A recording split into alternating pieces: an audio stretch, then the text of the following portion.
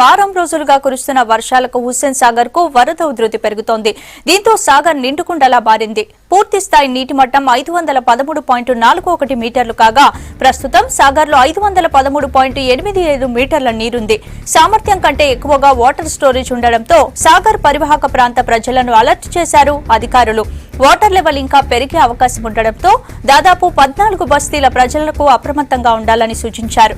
అయితే ప్రస్తుతం సాగర్ కు 5,700 క్యూసెక్కుల ఇన్ఫ్లో కొనసాగుతోంది. అవుట్ఫ్లో మాత్రం 5,000 క్యూసెక్కులు మాత్రమే ఉంది. దీంతో మరో 4 గేట్లను తెరిచి ఎంత నీరు వస్తుందో అంత నీటిని దిగువకు వదిలేందుకు ప్రయత్నం చేస్తున్నారు అధికారులు. వాటర్ లెవెల్ పెరగడంతో సాగర్ కు పర్యాటకుల తాకిడి కూడా పెరిగింది.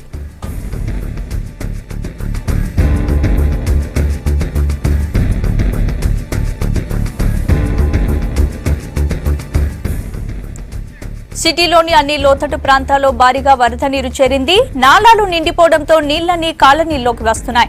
శివారు ప్రాంతాల్లో పరిస్థితి మరీ దారుణంగా ఉంది. ఇక మరిన్ని వివరాలు బుచ్చన్న లైవ్ లో అందిస్తారు.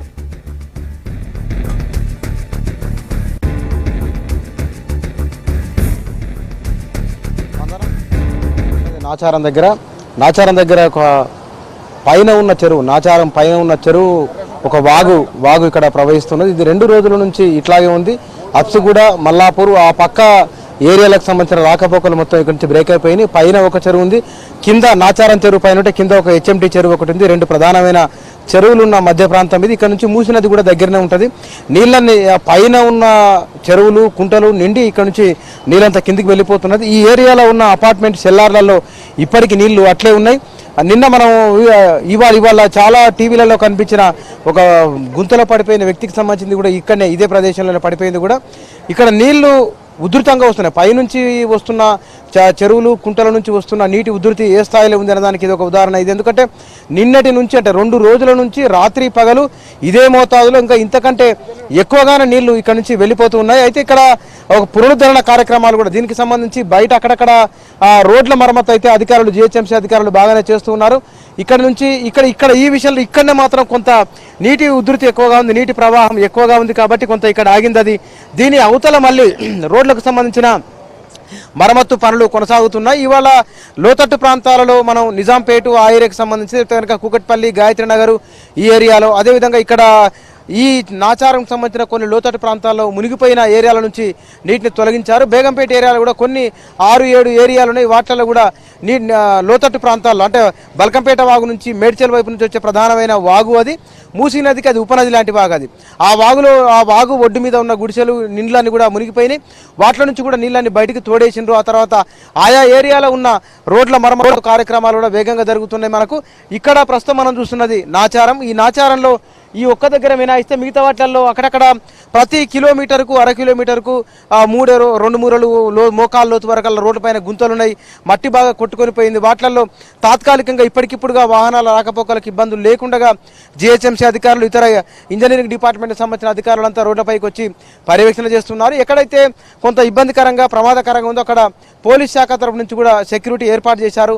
ప్రజలు అంటే రాకపోకలకు సంబంధించిన లేకపోతే కనుక ఇతరత్ర ఇబ్బందులు జరగకుండా ఉండేందుకోసం ముంజాగ్రత్త చర్యగా పోలీసులు కూడా ఇట్లాంటి రోడ్లపైన, ప్రధానమైన రహదారుల వెంట నీళ్లు వస్తున్న సందర్భాలలో ఎలాంటి ఇబ్బందులు తలెత్తకుండా ఏర్పాటు చేసుకున్నారు. మనం రోడ్ల మరమ్మతుల విషయాన్ని తీసుకుంటే కనుక ఇవాళ పొద్దుగాల నుంచి మధ్యాహ్నం వరకు కొంత తెరిపి ఉన్నది వర్షానికి.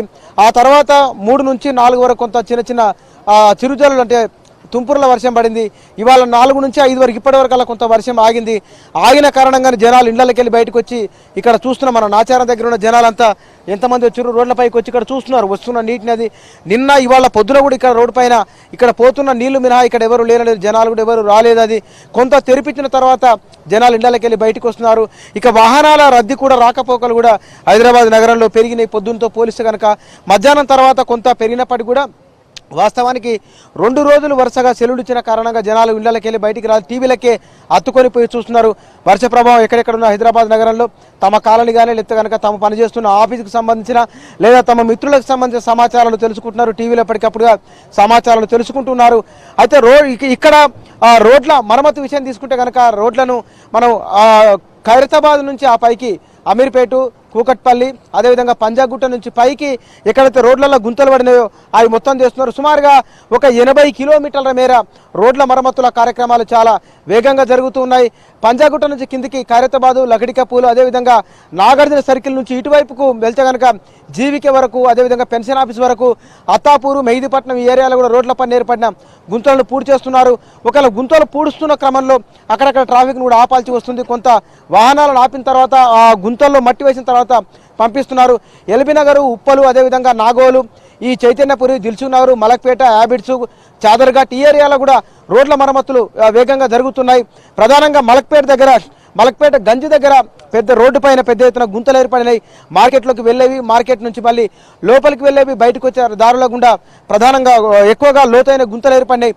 ఆ గుంతల్లో తాత్కాలికంగా మొర్రమట్టిని, ఇతర రకాల మట్టితో దాన్ని నింపేస్తున్నారు. అటు వాహనాలు రాకపోకలకు ప్రాథమికంగా ఎలాంటి ఇబ్బంది లేకుండా జిహెచ్ఎంసీ అధికారులు చర్యలు తీసుకుంటున్నారు. ఒక ఎక్కువగా నీటి ప్రవాహం ఉన్న దగ్గర మినహా దాదాపుగా మిగతా ప్రాంతాలలో వెనువెంటనే కార్యక్రమాలు జరుగుతున్నాయి. కొన్ని ఏరియాలలో విద్యుత్ స్తంభాలు పడిపోయిన దగ్గర కూడా సంబంధిత అధికారులు వెంటనే వెళ్తున్నారు. ఆ విద్యుత్ సంబంధించిన పునరుద్ధరణ చేసే పనులు కూడా చేస్తున్నారు.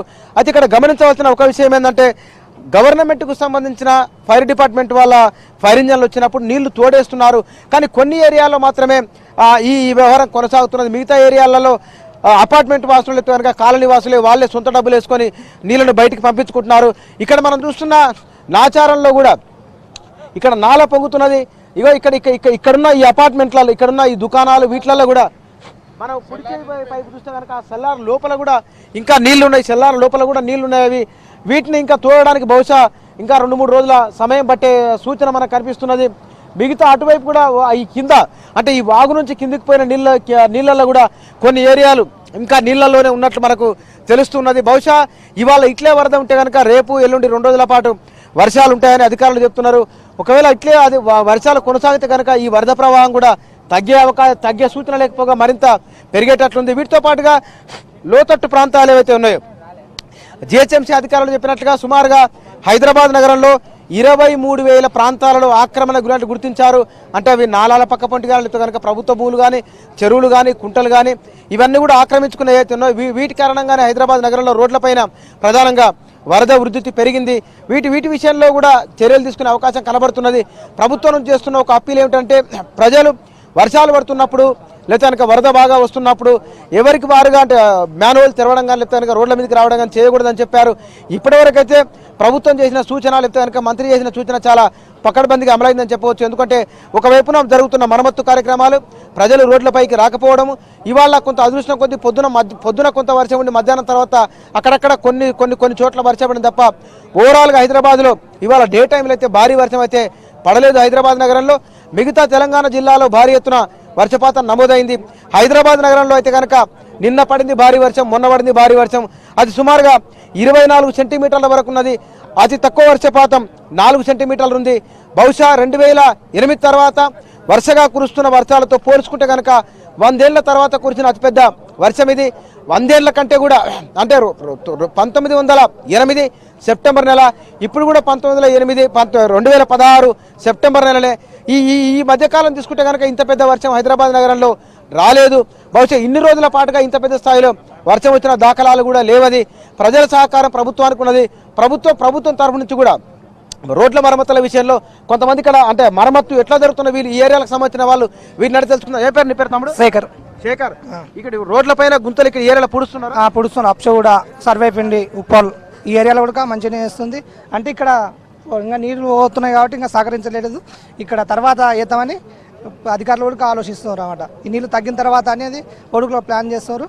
దీనివల్ల గవర్నమెంట్ కూడా మంచిగా చేస్తుందని మంచిగా చేస్తుంది. ఈ ఏరియాలో ఇంకా ఎన్ని సెల్లార్లలో నీళ్లు ఉన్నాయి?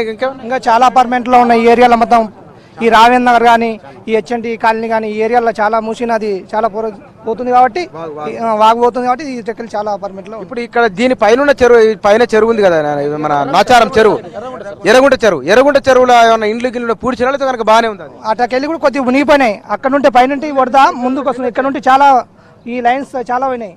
అందువల్ల ఇటకెళ్ళి కూడా ఇక్కడ బాగానే ఉంది. కరెంట్ బాగానే ఉంది. అంటే ఓవరాల్ గా తీసుకున్నప్పుడు ఇక్కడ ఈ ఏరియాలో వరద ఉధృతి అయితే ఒకటి బలంగా ఉంది. ఎందుకంటే పైన చెరువులు ఉన్నాయి, 2-3 చెరువులు ఉన్నాయి. ఆ 2-3 చెరువుల నుంచి వరద ఉధృతి బాగా వస్తుంది. బహుశా ఈ రాత్రి కనుక ఆకాశం ఇంకా నల్ల మేఘాలు ఉన్నాయి, ఆకాశంలో వర్షం వచ్చేటట్లే ఉంది. చూస్తే కనుక ఆకాశం వైపు చూస్తే కనుక మేఘాలని కమ్ముకొని ఉన్నాయి, నల్లటి మేఘాలున్నాయి. మధ్యాహ్నం పూట కొంత తెరిపున్నట్లు నీలం రంగులో ఆకాశం కనిపించింది, కానీ ఇప్పుడు అది కూడా లేదు, అది సాయంత్రం కావస్తున్నది. ఇంకొక అరగంట అయితే కనుక మొత్తం చీకటి వస్తుంది, వర్షం వస్తుంది. మేఘాలు ఎట్లున్నాయో కూడా తెలియదు మనకు. వర్షం వచ్చే సూచన అయితే ఇప్పటికైతే హైదరాబాద్ నగరంలో మరోసారి వర్షం వచ్చే సూచన కనబడుతుంది. వాతావరణ అధికారులు చెప్తున్నది ఇంకా 2-3 రోజుల పాటు భారీ వర్షాలు ఉంటాయని చెప్తున్నారు. దీనికి సంబంధించి హైదరాబాద్ నగర ప్రజలు మానసికంగా సిద్ధం కావాల్సి ఉంటుంది. ఎందుకోసం అంటే ఏదన్నా పని ఉంటే కనుక వర్షం లేనప్పుడు పని చేసుకొని టక్కున మళ్ళీ ఇళ్ళకి వెళ్ళిపోవాలి. ఒకవేళ వర్షం పెరిగితే కనుక ఇందాక మేము చాలా మందితో మాట్లాడుతూ వస్తున్నది, వర్షం పెరిగితే కనుక ఈవెన్ ట్రాఫిక్ సిగ్నల్ దగ్గర ఎవరు ఆగే పరిస్థితి లేదు. హైదరాబాద్ నగరం నిన్నటి మొన్నటితో పోలీసు కనుక ట్రాఫిక్ కూడా ఇవాళ చాలా తక్కువగా ఉంది. కొన్ని ఏరియాలలో అంటే రోడ్లపైన నీళ్లు ప్రవహిస్తున్న ఏరియాలలో మినాయిస్తే కనుక మిగతా ఏరియాలో ట్రాఫిక్ అది మోతాదుగా ఉంది.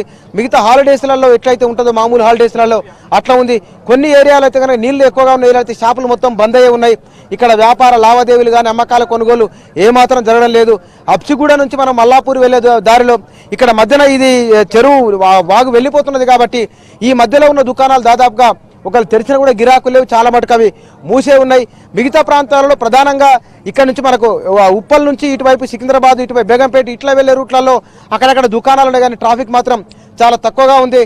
అంటే మొత్తం చూసినప్పుడు నిన్న ప్రభుత్వం తీసుకున్న చర్యల కారణంగా లేకపోతే కనుక మంత్రి రామారావు చేసిన ఒక విజ్ఞప్తి కారణంగా హైదరాబాద్ నగర ప్రజలు వరద సహాయక చర్యలకు అనుకూలంగానే స్పందించారని చెప్పుకోవచ్చు. ఇంకా రేపు కూడా సెలవు ఇచ్చారు కాబట్టి బహుశా ఇవాళ రాత్రి వర్షం రాకుంటే కనుక ఎక్కడెక్కడైతే మరమ్మతు చేయాల్సిందో ఆ పనుల నుంచి మరింత వేగమయ్యే సూచన ఉంది.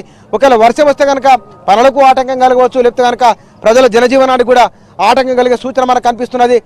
స్పందన మొత్తంగా చూస్తే హైదరాబాద్ నగర ప్రజలు చరిత్రలో చాలా ఏళ్ల తర్వాత వర్షం నుంచి తీవ్ర ఇబ్బందిని ఎదుర్కొంటున్నారు. బహుశా ఇంకో 2 రోజులు వర్షం అంటున్నారు కాబట్టి మరింత ఇబ్బందిని ఎదుర్కోవడానికి సిద్ధంగా ఉండడం తప్ప చేయగలిగింది అయితే ఏమీ లేదు.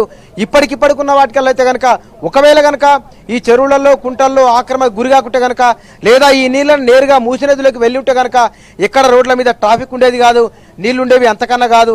ఇవాళ వరద నివారణతో పాటుగా ఆక్రమణల విషయంలోనూ లేకపోతే కనుక ఈ పైనుంచి వెళ్తున్న నీళ్లు, లోపల నుంచి వెళ్తున్న నీళ్లు, వీటికైతే ఒక తక్షణ పరిష్కారాన్ని ప్రత్యామ్నాయాన్ని కూడా ప్రభుత్వం ఆలోచన చేస్తున్నది. ఇది హైదరాబాదు నగరానికి సంబంధించిన వరద లేకపోతే కనుక రోడ్ల మరమ్మతులకు సంబంధించిన విషయం. స్పందన. Thank you Buchanna.